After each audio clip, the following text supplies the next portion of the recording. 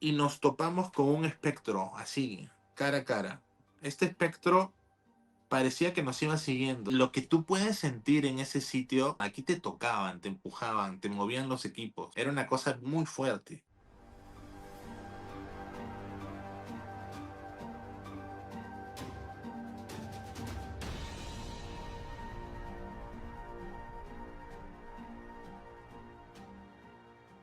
Hola a todos y bienvenidos una vez más aquí a Ventana al Misterio, un espacio en el que abrimos la mente a múltiples posibilidades. Gracias a todos los que diariamente se conectan a este contenido, dando dedito arriba, dejando sus comentarios, también compartiéndonos sus historias personales. Recuerden, por favor, que si ustedes quieren ser los protagonistas de este contenido, es muy sencillo. Hay un correo electrónico que ustedes siempre lo van a encontrar en la descripción de cada video, ventanalmisterio2@gmail.com, y ahí ustedes pueden escribirme todo lo que quieran, sus historias, su contacto, para que ustedes sean los próximos protagonistas de estas ventanas misteriosas. Gracias de verdad por estar siempre ahí presente. Hoy vamos a arrancar con un tema que yo sé que a ustedes les encanta y son esas investigaciones paranormales. Pero señores, ustedes saben que aquí eso vamos por el mundo, traemos gente de todo lado y hoy nos vamos para el hermoso Perú con un investigador que lleva muchísimos años en este mundo de lo paranormal, en este mundo del misterio, pero que además viene de una familia de investigadores. Entonces, ahí nos va a contar toda esta historia y nos va a contar sobre todo investigaciones impresionantes que han hecho allá en Perú. Así que, sin más preámbulos, le damos la bienvenida aquí a José Rivera de Contacto Esotérico. José, muchas gracias por estar aquí conectado en Ventana al Misterio. Gracias por la invitación y qué grato compartir con tu público. Bueno, me encanta la presentación que me has hecho. De hecho, sí resume bastante el tema de cómo es que se ha venido manejando mi vida, ¿no? Sí, vengo de una familia en la que la investigación paranormal es algo de lo que sé desde que era muy niño, Ujú. porque siempre veía a mi padre saliendo en televisión y apareciendo en estos especiales donde mostraban casos de fantasmas. Y yo simplemente pues crecí añorando tratar de en algún momento integrarme a este equipo. Y fue hasta que tuve la madurez necesaria y, digamos, la edad mental como para manejar estas cosas que me dejaron ingresar y fue todo un honor, ¿no? Em, bueno, te cuento, el Perú es un país muy similar a Colombia en cuanto a este tema de la magia, el tema ritual, pues hemos sido en algún momento un solo país, ¿no? Entonces, nosotros compartimos muchas leyendas, mitos, que poco a poco se han podido ir investigando y comprobando que tienen bastante de realidad.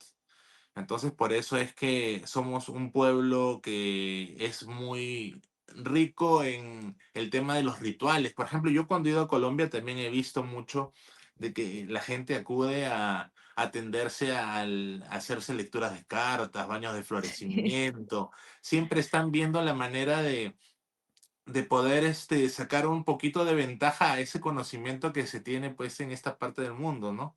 Y Ujú. no es ajeno también el tema de la investigación paranormal, los fantasmas. Nosotros, ¿cómo comenzamos? Bueno, te cuento, ¿no? Mi padre en sus épocas en las que inició, no teníamos toda esta tecnología, todas estas cámaras digitales. Era todo más analógico.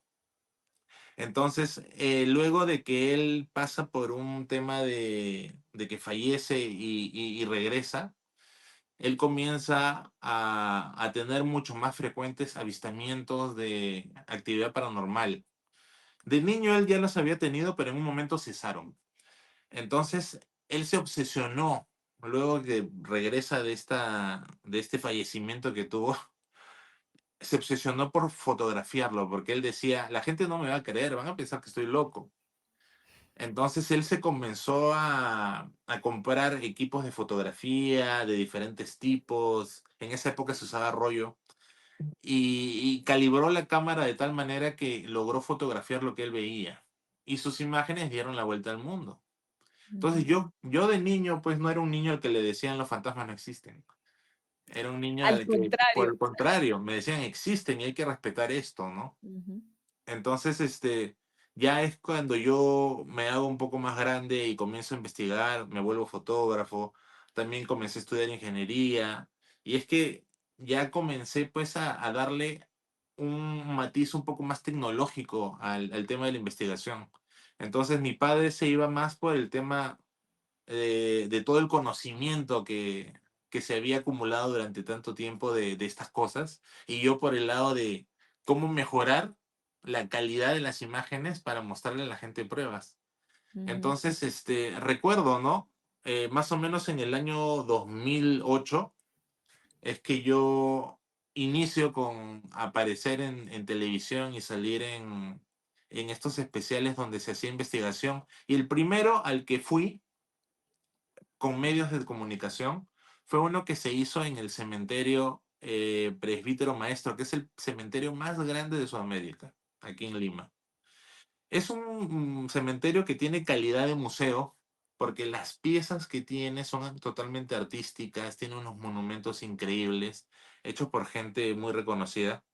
Y además cuando tú entras es sumamente tétrico. Nosotros entramos pues en la total oscuridad y fuimos con un medio de comunicación que se llamaba Panamericana. Se sigue llamando, ¿no? Cuando entré pues estaba emocionado, emocionado. La emoción me ganaba más que el miedo porque yo quería captar algo. Esa noche fue muy extraña y ya te voy a ir contando por qué. Pero mi misión en esa investigación era plantar micrófonos en diferentes puntos del cementerio. Por ejemplo, hay un pabellón que es el de los... ¿Por qué tienen un pabellón en particular? Porque se creía en la época de que esas personas que habían tenido esa partida abrupta, ellos habían cegado su propia vida, no tenían o no compartían, digamos, la gloria luego de partir, ¿no? ujú, Entonces los familiares no querían enterrarse al lado de un suicida, querían enterrarse en otro lado. Entonces ellos tienen su propio pabellón. Y cabalmente ese pabellón es bastante movido en términos de actividad paranormal. Entonces estuve plantando micrófonos por ahí y es una cosa increíble porque uno piensa que tal vez uno va a ver actividad paranormal luego de revisar el material, ¿no? Y es que en la total oscuridad, en un cementerio tan grande, no se mete digamos, el ruido de la ciudad, porque estoy en un sitio totalmente inmenso, en donde la civilización está a muchísimos metros.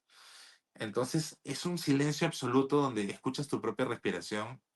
Y si alguien te habla, sabes que no es una persona que está en este mundo porque ni siquiera los vigilantes hacen ronda nocturna, están ellos en sus casetas y no se meten. Entonces yo comencé a escuchar voces que me llamaban y me comenzó a dar un poco de miedo, pero es como cuando ves una película de terror y dices, el monstruo está detrás de la puerta, no vayas y el protagonista va igualito. Yo me iba a buscar eso porque trataba de captarlo. En esa época iba con una cámara de visión nocturna, tenía también cámara fotográfica y mis micrófonos.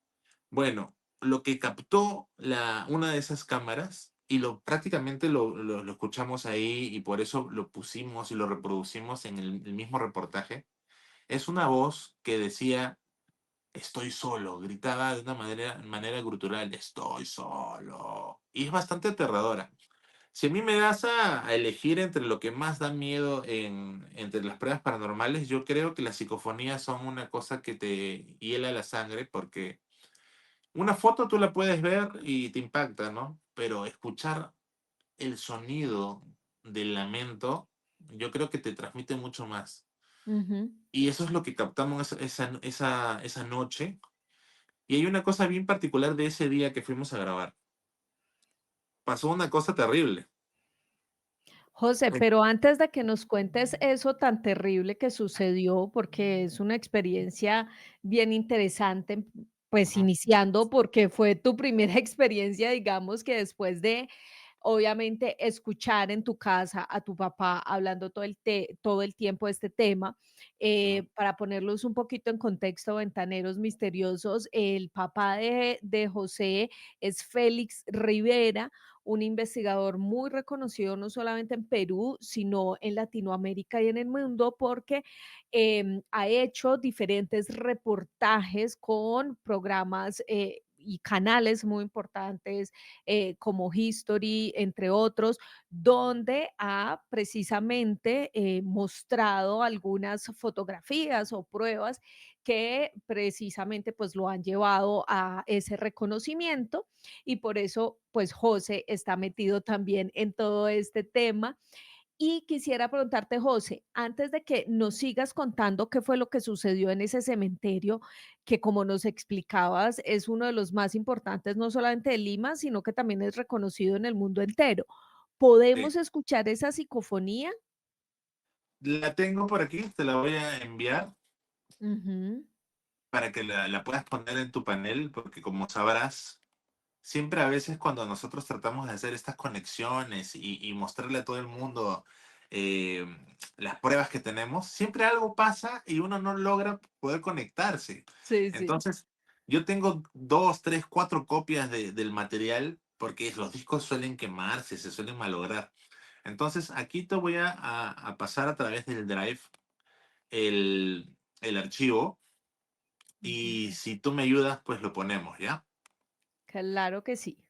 A ver, mira, mientras tanto, mientras lo estoy buscando aquí en la computadora, te cuento de que qué es lo espeluznante que sucedió esa noche. Ujú, Lo que pasó esa noche es que resulta de que coincidimos en que ese día no sé si se puede decir la palabra porque te vetan por internet, pero una persona, digamos, que estaba acostumbrada a cegar la vida de los demás ok.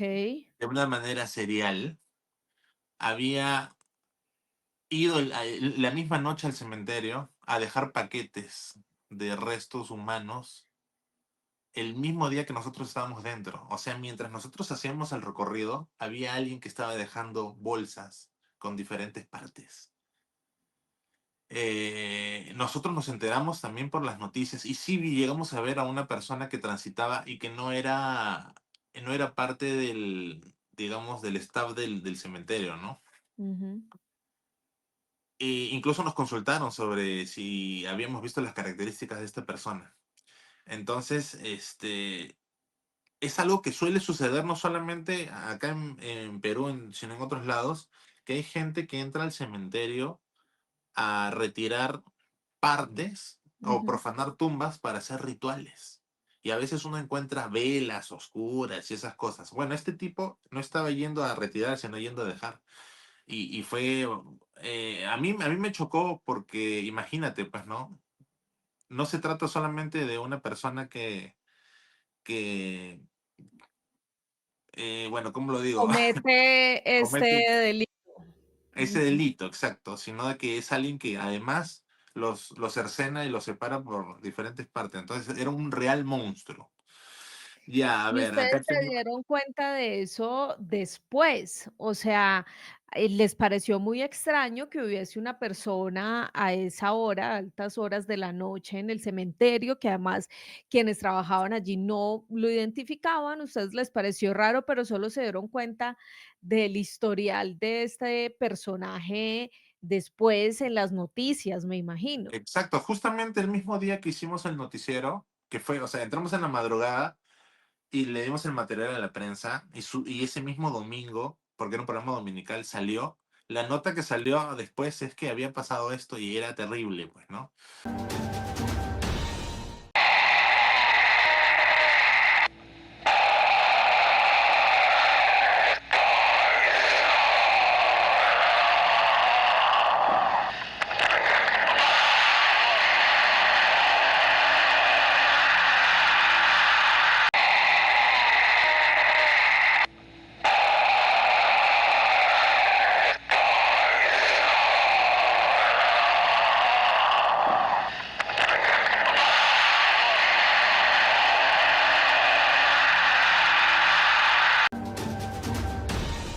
Pues bueno, señores, ahí ustedes escuchaban esta psicofonía que parece decir estoy solo. ¿Qué opinan? Dejen en los comentarios si la escucharon bien, si la escucharon clara, si identifican algo ahí particular, pues escriban, escriban porque es muy importante que podamos aquí debatir sobre este tema.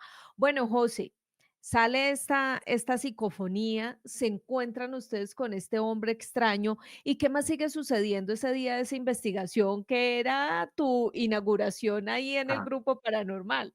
Bueno, lo que ocurrió es que em, era totalmente fuera de serie en esa época ver un programa en donde hubiera gente que presentaba pruebas, porque la mayoría pues era gente que no tenía medios tecnológicos para poder registrar no solamente imágenes, sonidos y sobre todo que se atrevieran a meterse así pues en la oscuridad a grabar, porque yo te digo, ¿no? Lo que siguió después de eso es entrar a catacumbas, nosotros nos metíamos a los nichos, era una locura ya, o sea, lo llevamos a otro nivel.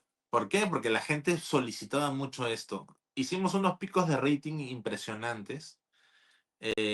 Tanto es así que a ese programa lo premiaron como el mejor programa de noticiero porque las notas que comenzamos a presentar eran realmente escalofriantes y la gente pues en ese momento, como dicen en España, flipaba con el material. Ujú, Entonces lo que siguió después de esto es que nos hacen una invitación para ir a las catacumbas aquí en Lima que quedan debajo de una iglesia emblemática que es San Francisco de Asís, que queda en el centro de Lima.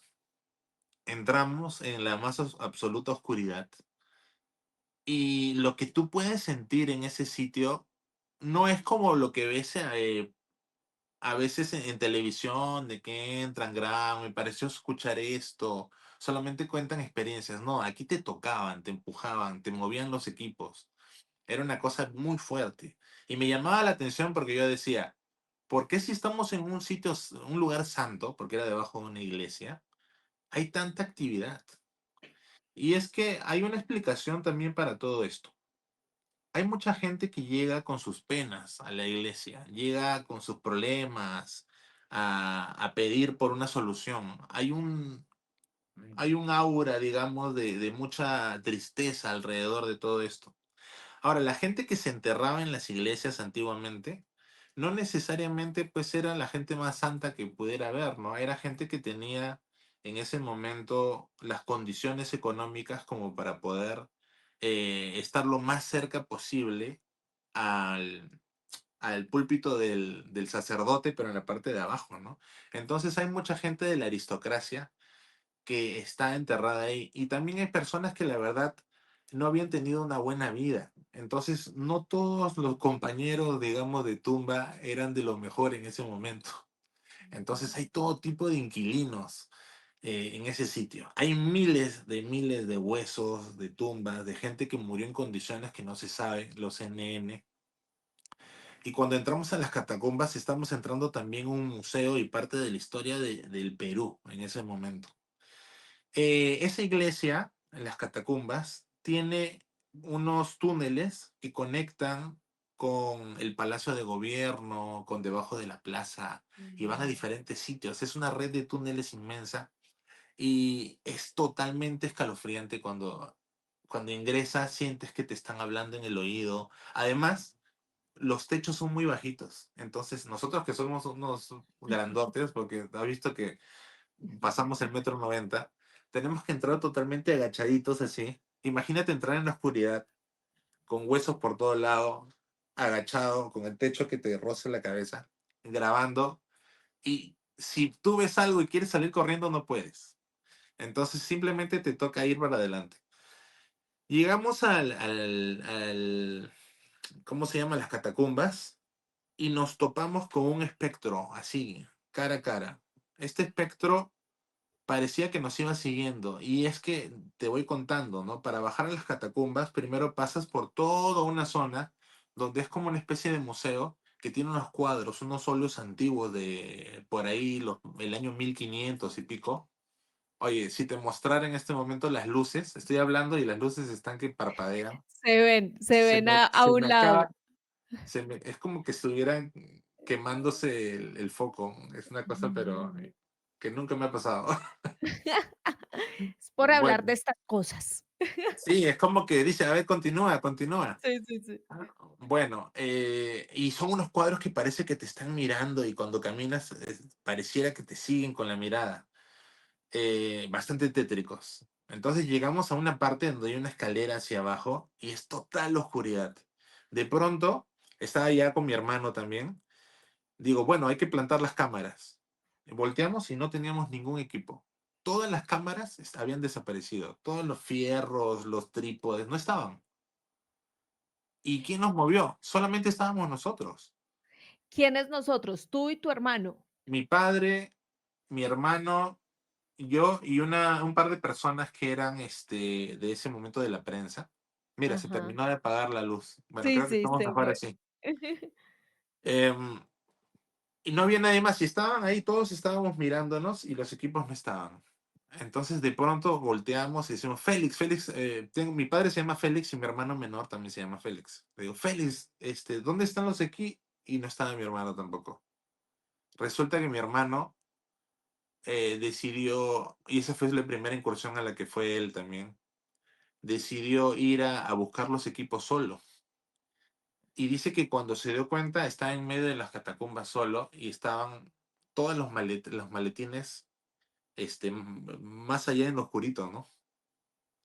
Entonces nosotros llevábamos radios. ¿Por qué? Porque la telefonía celular no se capta ahí por debajo de la tierra, no entra ninguna llamada. Entonces por eso llevamos radios. Félix, ¿dónde estás? ¿Dónde estás? Vine a buscar los equipos. Yo te digo, ese día tuve bastante miedo porque pensé que le iba a suceder algo. Entonces fuimos, encontramos los equipos y los equipos estaban regados por todo lado. No, yo te digo, no es posible que haya sido pues una persona haciendo una broma, una cosa así, porque estamos hablando de un sitio que es custodiado, porque tiene reliquias de hace más de 500 años. Entonces, uno entraba, la puerta se quedaba vigilada y nadie más podía entrar y salir hasta que el equipo regrese. Entonces, fue una cosa totalmente paranormal, de hecho, que se llevaran todos, sí, porque no había nadie que se lo hubiera podido llevar.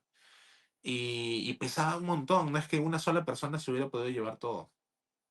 Ujú, Luego, el sitio tiene murciélagos.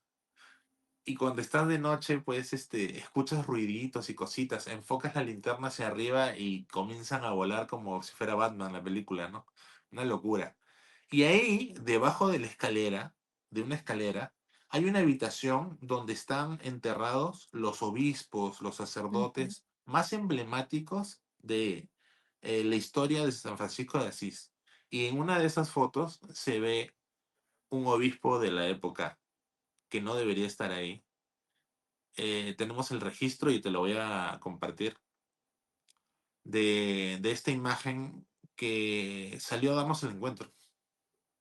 Nosotros lo veíamos de lejos y le llegué a tomar una foto. No es una cosa que haya yo registrado y luego me haya dado cuenta. Vimos un señor mayor con más Ajá. o menos un aspecto de un hombre español que era más o menos de mi tamaño, porque se ve que su cabeza está llegando a la orilla de la puerta y nos estaba mirando y como que nos hacía una venia. Y yo dije, tiene que ser algo paranormal esto. Le tomé una foto y ahí lo tenemos y doy la vuelta al mundo.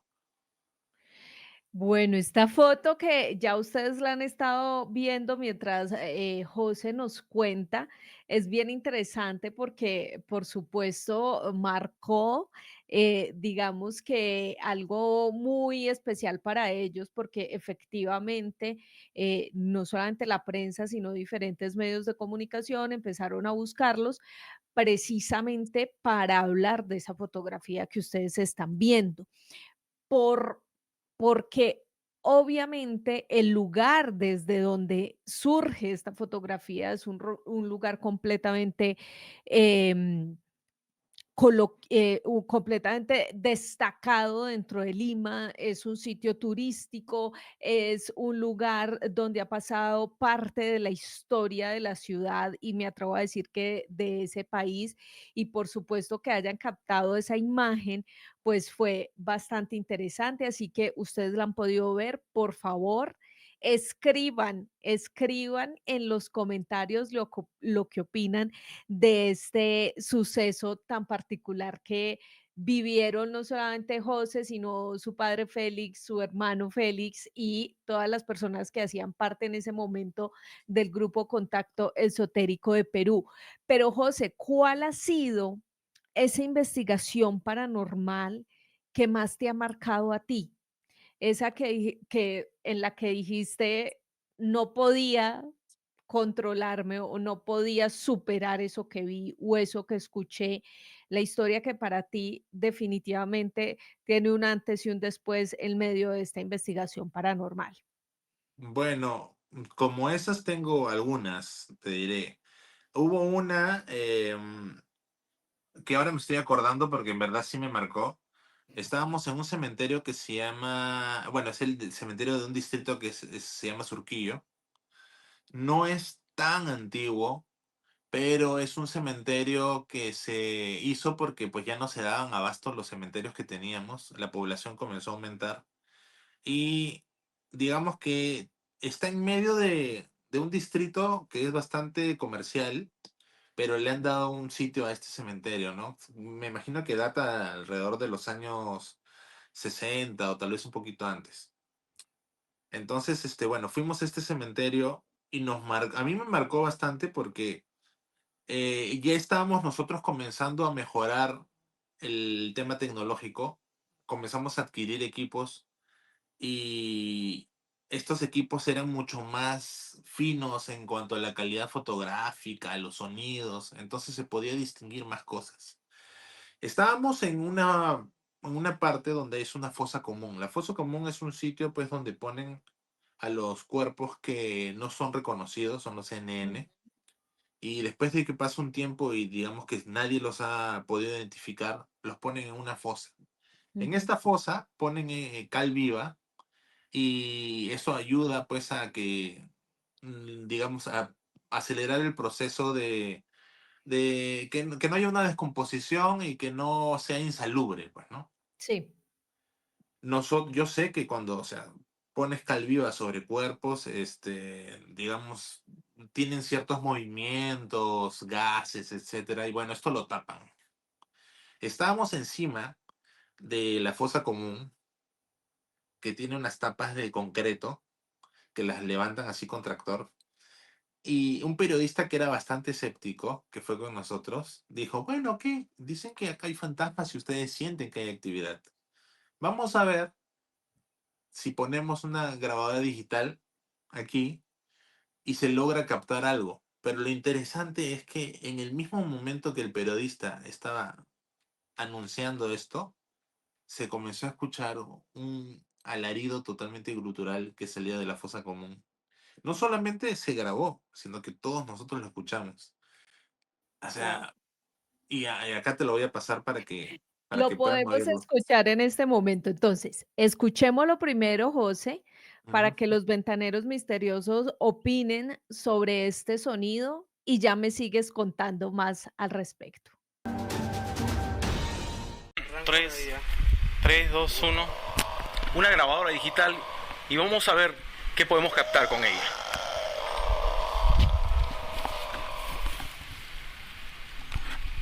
3, 3, 2, 1.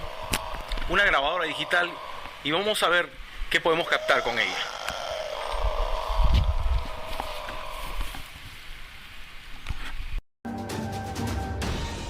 Impresionante, realmente impresionante este sonido que nos acabas de compartir, pero, ¿qué siguió sucediendo? ¿Cómo fue ese contexto, en el que capturaron ese audio?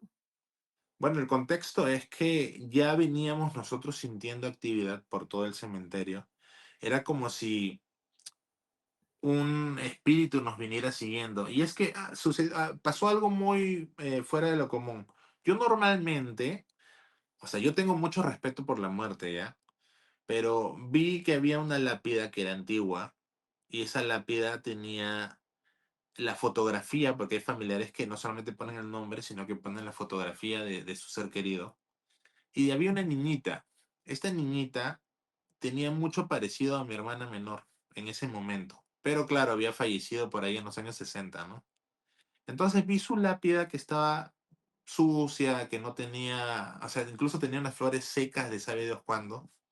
Entonces me dio pena, le limpié su lápida, le hice una oración y a partir de ese momento yo comencé a sentir unas risitas que venían y nos iban siguiendo por todo el cementerio.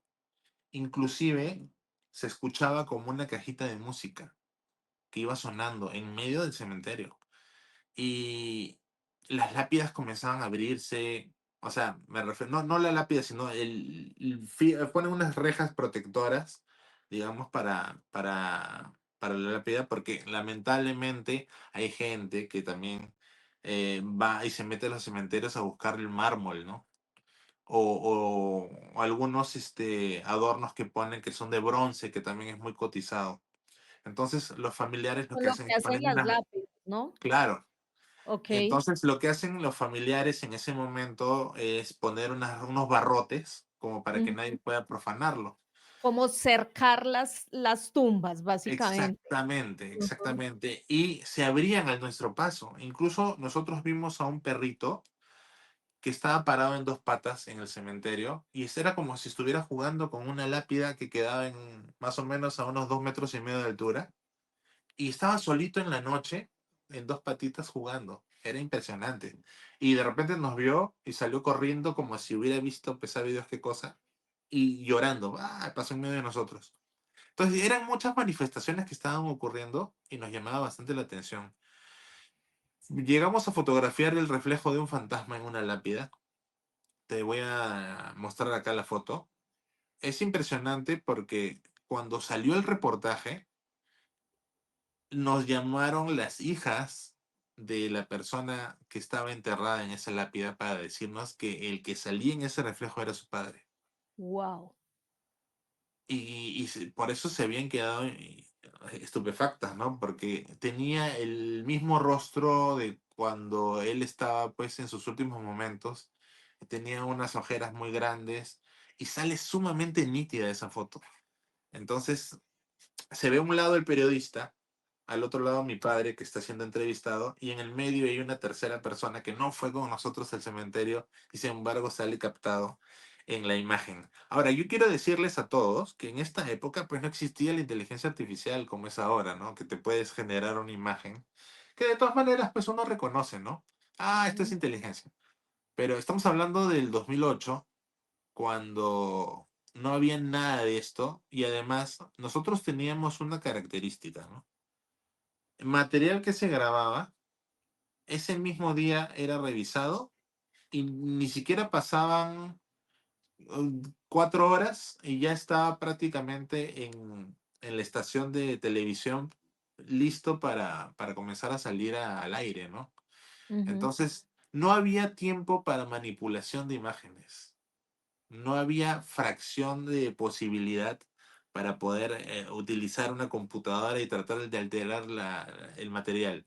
Además, nosotros tenemos unas cámaras que cuando hacemos el registro, ahí mismo le mostramos a los periodistas. Incluso la cámara tiene proyector y podemos proyectar la imagen a la pantalla. Entonces, no hay manera de que se pueda manipular. Y eso es lo que ha hecho, pues, de que muchos medios nos inviten a sus programas más especiales para compartir estos materiales. Antes, cuando uno hablaba de fantasmas, cuando uno hablaba de apariciones, la gente tildaba a estas personas de locos, de que tal vez estaban haciendo una cortina de humo, que querían engañar a la gente. Pero ya cuando tú te apoyas sobre pruebas, la gente ya no podía negarlo. Entonces, Ujú. nosotros, al menos aquí en Perú, muchas personas ya dan por hecho la existencia de la vida después de la vida, ¿no?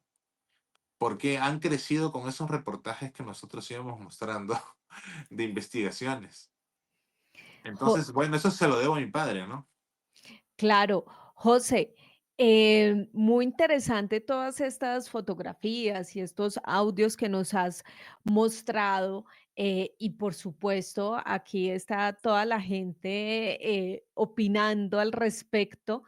Y quisiera también preguntarte si en medio de todas estas investigaciones, quizás a ti o a tu padre o a tus hermanos les haya sucedido algo personal relacionado con todo este tema paranormal. Es decir, no sé, a muchas personas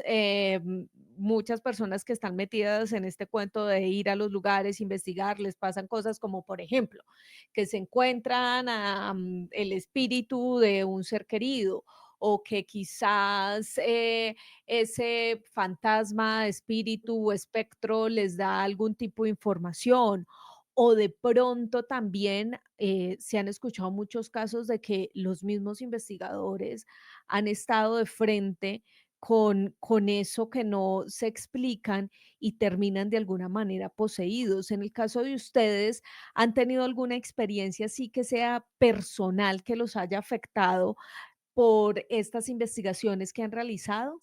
Cantidad de veces. Es inevitable dedicarse a esto y no pasar por una experiencia de esas que tú mencionas. Por ejemplo, una vez en una investigación en el Real Felipe, nosotros íbamos acompañados no solamente del equipo de prensa, sino de militares, porque el Real Felipe es una fortaleza aquí, que data pues de la época del virreinato, ¿no? Y que nos servía pues como un bastión para defendernos de esa época de los piratas que venían y saqueaban, y también cualquier otra fuerza que quisiera venir y enfrentarse a nosotros, pues el Real Felipe está posicionado en una zona en donde si tú quieres entrar por el mar a Perú, tienes que pasar por ahí. ¿Y por qué? Porque queda en una parte en donde los barcos pueden desembarcar, porque tienen cierta profundidad del agua que permite que una embarcación pueda pasar por ahí. Porque hay otras costas en donde no hay tanta profundidad, entonces no podría venir un barco de esa envergadura, ¿no? Entonces tiene cañones, está armado pues hasta los dientes ese sitio. Pero también fue un recinto en el que pasaron muchas cosas terribles, como una vez hubo un maretazo donde murieron más de 2000 personas y los cuerpos se acopiaron, digamos, en el Real Felipe. También pasó el tema de que cuando el Perú, digamos, pasa por esta etapa de liberación en donde expulsamos al ejército español, el último bastión de resistencia española fue en el Real Felipe. Y ellos se atrincheraron y no salieron por ahí durante meses y se acabaron todos sus recursos, todos sus alimentos, se tuvieron que comer a los caballos, a los perros, a los roedores, hasta el último momento que ya no podían más. Entonces, esto de acá fue un recinto donde hubieron peleas, conflictos, hubo tortura, porque también en esa época se interrogó mucha gente porque había espionaje y todo esto para el tema de la independencia, ¿no? Entonces, tiene unas mazmorras que son bastante aterradoras. En una de esas, nosotros entramos con los militares, porque ellos tenían que ver lo que hacíamos. Es parte del protocolo que nos siguieran, ellos están armados, para que no se pierda nada, digamos, ¿no? Y resulta de que el mayor que estaba ahí en ese momento decía, yo no creo en estas cosas. Yo no creo en estas cosas, pero los tengo que acompañar. Y teníamos acá lo que llamamos cachaquitos, que son los soldados de bajo rango, que también venían acompañando. Y en un momento en la oscuridad, así como la luz se me ha apagado, se apagaron las velas. Se apagaron las velas y comenzamos a escuchar como que había un gruñido entre nosotros. Pero un gruñido extraño, era un gruñido como que fuera que de una garganta vinieran dos voces, una cosa así. Y resulta de que yo prendo la visión nocturna de la cámara y solamente a través del pequeño visor podía observar a las personas que estaban ahí. Y quien entró en posesión en ese momento fue mi padre. Mi papá pues es una persona grande también, ¿no?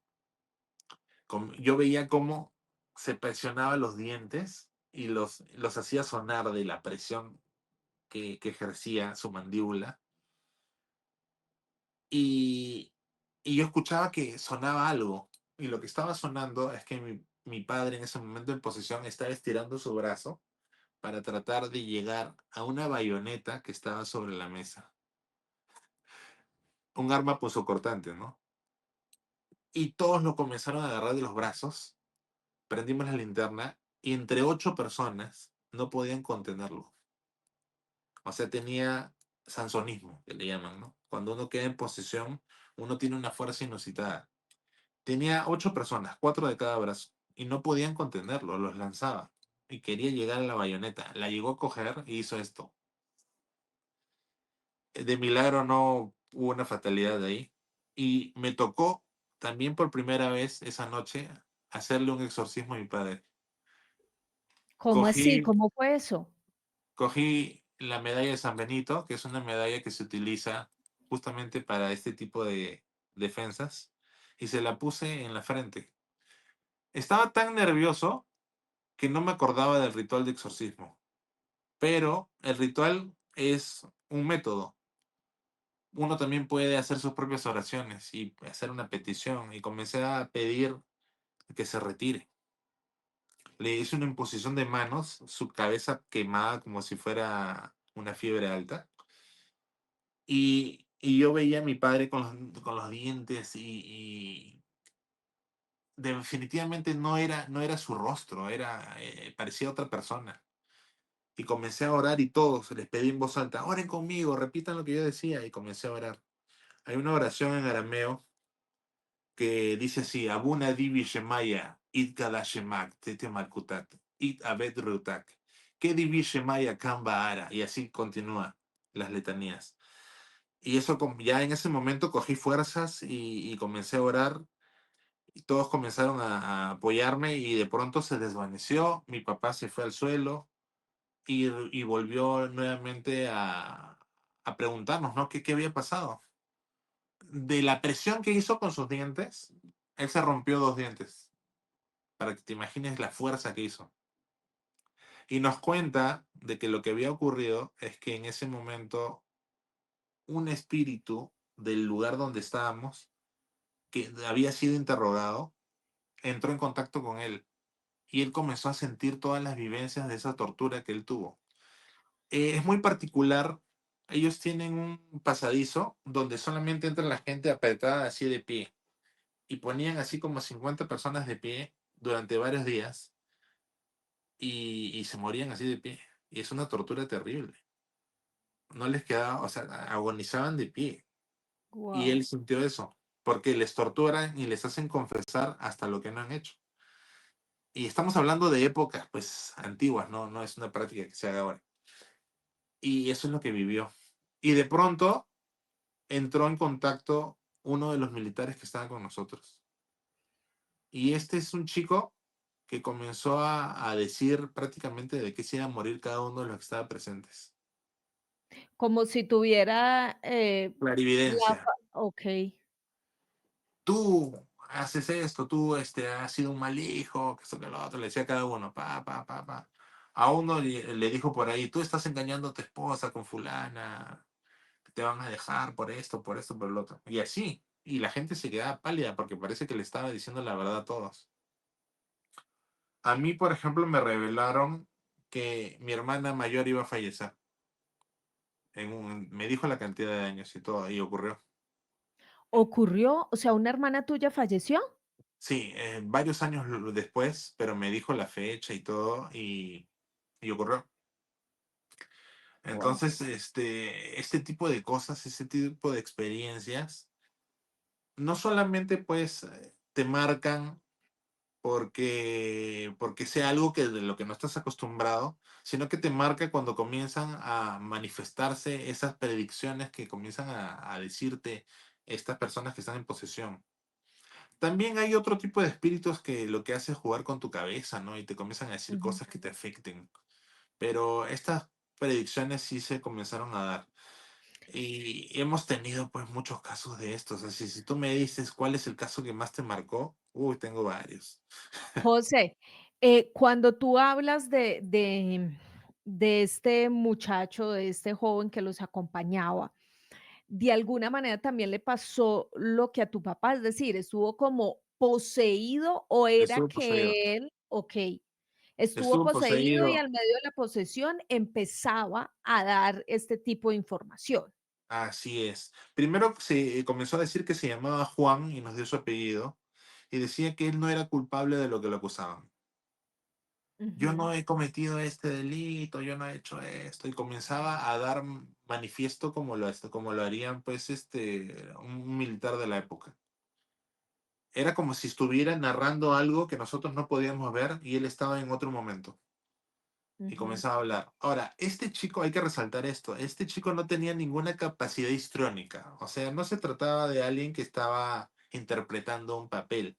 Él era una persona, no lo conocía, pero por lo que lo traté en ese momento, pues eh, era imposible que él se manifieste de esa forma porque era una persona bastante retraída, era una persona que era de poco hablar.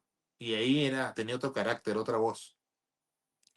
Entonces se notaba pues que estaba pasando algo fuera de lo normal. Y aparte que luego de haber visto a mi padre en posesión, ya pues por consecuencia sabía que lo otro también era una posesión, pero fue más rápido sacarlo de ahí. ¿Por qué? Porque prácticamente ese espíritu apareció para contarnos su verdad, lo que le ocurrió y por qué lo mataron. Él no, el único motivo por el que él se manifestó fue para contarnos su verdad. Aprovechó ese canal para decirnos lo que le había ocurrido y que él le estaba esperando a su mujer. ujú. Y eso es lo que le dolía, no poder volver a sus brazos. Qué Entonces, fuerte. sí, muy fuerte. Entonces, sí, eso te marca. Luego el chico no se acordaba de nada, pero se sentía. Eso quería preguntar, ¿qué pasó después con este militar? Bueno, primero que nada, nos pidieron que la parte en donde revelaba la infidelidad de uno de los que venían con ellos no saliera. Dios santo. Sí, aparte de que hay un tema, pues, ¿no? Hay un, hay una prohibición, digamos, no es que esté prohibido, pero se trata de no poner a militares de las Fuerzas Armadas que estén pasando por una situación de miedo, porque se supone Ujú. que ellos no deben tener miedo a nada. Entonces a uno le piden, por favor, de que si hay algunas imágenes que puedan, digamos, mellar a la fuerza, es mejor que no se ponga. En ese momento la edición estuvo a cargo del canal. Se ven los rostros de miedo, de pánico. Es un video que es bastante antiguo. Lo tengo. No llegan a poner la escena en donde el soldado comienza a decir todo lo que te digo, pero sí se ve su rostro. Entonces tal vez te puedo pasar algunas imágenes para que la gente vea que este es un registro real. Pues se ve totalmente inyectada su mirada, perdido. Fue bastante dramático. Siempre que hemos tenido visita al Real Felipe, siempre ha ocurrido algo que es muy fuerte. O sea, En otra este ocasión, sí, dime. definitivamente ese es un lugar que tiene actividad paranormal. Ya nos explicado si nos hacías un contexto de todos los hechos históricos que se han desarrollado en el Real Felipe, que es, señores que nos están viendo, básicamente una fortaleza militar Ujú. allá en Perú, donde, como ustedes conocerán, pues, o sabrán, pues, han sucedido hechos no solamente relacionados con el tema de la guerra, la violencia, sino también, como nos decía muy bien José, temas de tortura, incluso temas relacionados con la esclavitud, con Ah, sí. situaciones complejas muy fuertes y que quizás, José, esto hace que tengan una energía ahí impregnada a este lugar, ¿no? Por Lo que eso. has dicho es muy cierto. Lo que has dicho es muy cierto. No solamente a veces hay manifestaciones fantasmales, a veces es esa impregnación negativa que queda indeleble al tiempo y al espacio. O sea, cuando uno se afina, digamos, en la investigación paranormal, logras en algún momento poder distinguir entre una mala vibra, digamos, como le llaman, o si hay una manifestación fantasmal. Lo Ujú. logras sentir. Yo te digo que cuando yo tenía aproximadamente unos 25 años, todavía estaba en pleno estudio de todo esto. Mi padre me lleva a una casona antigua donde vivían dos hermanas. Estas dos hermanas mantenían la casa, que era una casa familiar, donde ya habían fallecido los padres, quedaban ellas dos. Y era una casona bastante alta. No sé si allá, bueno, de hecho tienen, ¿no? Esas casonas que cada piso mide como 3 pisos. Son de cal y canto. Y cuando entré, yo sentía pues la actividad. Ellas nos llamaron porque decían que no podían descansar en esa casa, que veían espectros, que sentían voces. Y cuando llegué lo que vi fue una casa llena de imágenes religiosas, pero sí por exceso, ¿no? Digamos, uno normalmente puede tener uno o dos rosarios. Ellas tenían 50 rosarios colgados en una estampa, pues, ¿no? De la Virgen o cosas así, ¿no? Ya era una cosa que notabas que era excesiva, pero ese exceso se debe al temor que tenían. Entonces, yo iba caminando por la casa y era como que se me venían imágenes de situaciones incómodas. Tal vez no como es quien mira la televisión, ¿no? Pero sí se escuchaba como conversaciones, como gritos. Y había una habitación que estaba cerrada que quedaba en un altillo. Y yo le dije, ¿es posible entrar a esa habitación? Y vino con un manojo de llaves y me dijo, esta habitación no la abro hace más de 20 años. Pero si quieres entrar, ok. Y comenzó a buscar las llaves y abrió la puerta. Y el altillo pues era de madera, totalmente oscuro, lleno de telarañas, ya te imaginarás cómo olía. Y ni bien puse un pie adentro, lo que vi fue a una niña que estaba siendo violentada por una persona mayor, adulta. Entonces fue terrible lo que vi, pero lo que vi no era un fantasma. Esa proyección que vi, en ese momento supe que se trataba de la señora que me había hecho entrar a la habitación. Y le dije, tú cuando tenías 6 años, aquí te ocurrieron cosas, ¿verdad? Y le dije que. Y comenzaron a caerle las lágrimas. Y me dijo, sí, mi tío hacía eso conmigo y mi familia no lo sabe. Y su tío ya falleció, ¿no? Entonces es un secreto que nadie conocía y yo se lo dije en ese momento. Lo que vi en esa habitación no era un fantasma, era la impregnación de esa situación tan terrible que había vivido esa chica, ¿no? Esa señora en ese momento, ¿no? Entonces, sí es cierto de que a veces uno puede ir a una casa, puede visitar tal vez un familiar, o tal vez puedes comprarte una casa que recién estás visitando y tú dices, pero ¿por qué se siente pesado? ¿Por qué se siente acá como que no me siento tranquilo, no puedo dormir? Y es que quedan esas impregnaciones de lo Ujú. que se vivió ahí. Hay ¿Y un eso era cambio. lo Ujú. que generaba ese temor en esa casa? Claro, eso era como un foco que Okey. comenzó a volverse más oscuro y a traer más penas, más situaciones de desgracia en el hogar y que terminó convirtiéndose en lo que conocemos los investigadores paranormales como un pozo de almas. Un pozo de almas lo que sucede es que estos espíritus que no trascienden, se quedan pues a penar, como le llaman, en este plano. Y el lugar idóneo es un sitio así que acumula penas, que acumula tristezas. ¿Por qué? Porque estos espíritus oscuros se alimentan de esa energía negativa. Por eso es que hay mucho espanto, por eso es que hay mucho susto, porque al tú asustarte, tú generas energía y eso es lo que a ellos los nutre, los alimenta. Entonces, por eso es que cuando vamos a grabar también una investigación, nuestras baterías se descargan súper rápido. Es un tema de Mm. energía electromagnética. Entonces, ¿cuál es la energía más pura, por ejemplo?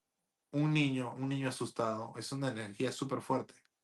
Entonces, por eso es que estas entidades, por lo general, tienen predilección por los infantes. porque son Mm, energía pura.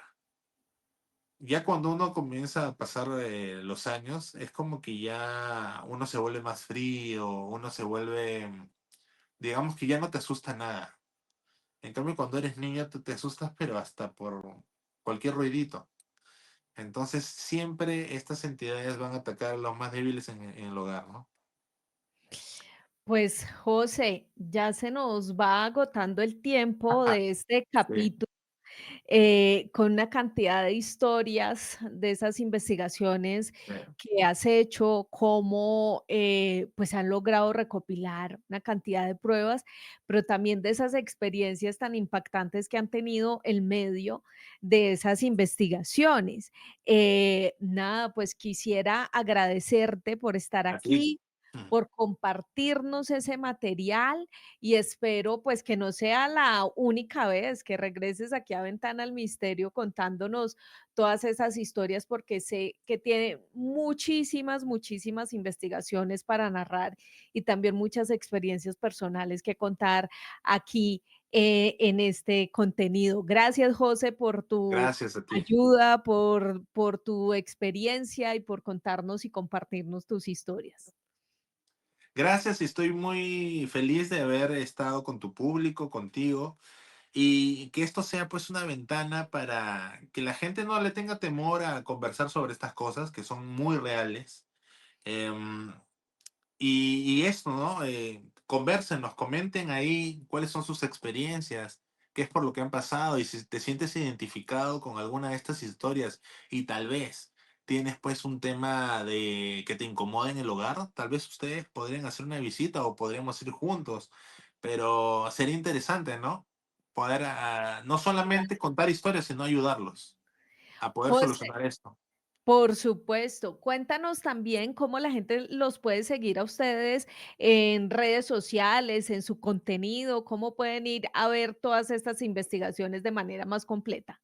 Mira, pueden entrar a Contacto Esotérico. Tenemos redes no sé si se pueden mencionar aquí las redes, porque a veces Claro uno que menciona, sí. sí se puede, bueno, el Facebook, el YouTube, TikTok, pueden buscarnos como Contacto Esotérico. Vamos a abrir dentro de poco un nuevo canal que todavía no está al aire, pero más o menos para el mes de noviembre ya lo va a estar, que se va a llamar Crónicas de Medianoche por Contacto Esotérico, en donde vamos a subir investigaciones, pero ya en una calidad pues de imagen de cine, ¿no?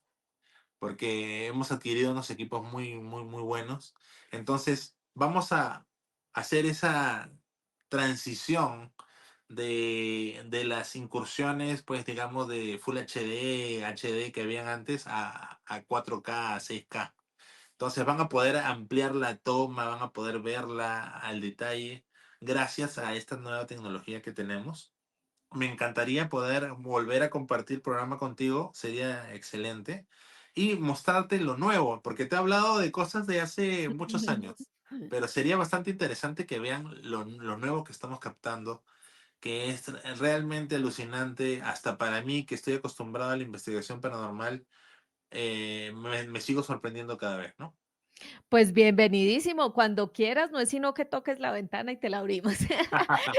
Entonces, ya saben, sigan a José y todo su equipo en Contacto Esotérico en diferentes redes sociales, también aquí en YouTube, para que vean las investigaciones, para que estén al tanto de ese nuevo contenido que van a estar ahí reproduciendo en todos estos canales. José, un abrazo y mil gracias por estar aquí en Ventana al Misterio. Gracias.